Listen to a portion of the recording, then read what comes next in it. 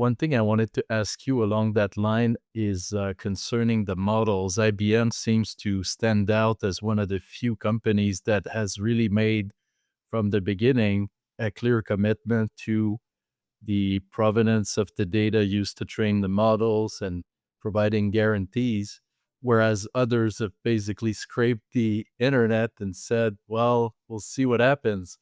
And it's hard to say from lawsuit regulatory perspective what will happen, but so far it looks like almost a free crime. In your view, what's the real risk here of this copyright or bad provenance when using certain models? What do you think's going to happen? It's interesting that you say the free crime. As of yesterday, it wasn't anymore, right?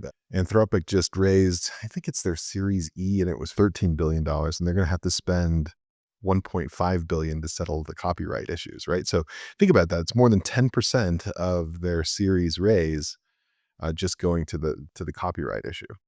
And so I believe that legislators they're catching up, and the regulators are catching up. And so I do believe that it's very important for model labs going forward to source data in an appropriate way. And, we wouldn't be where we are today if they all asked for permission instead of forgiveness, right? I mean, sometimes it takes a very bold visionary to basically say, listen, this is what needs to happen. And then, we'll paper over it later. Now, that's not the way that IBM works, of course.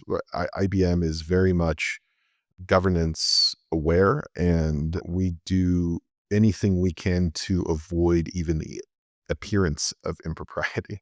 And so there's a reason why my title is CISO of data and AI. It's because that's the order of operations, right? I mean, like, you can't have good AI without great data.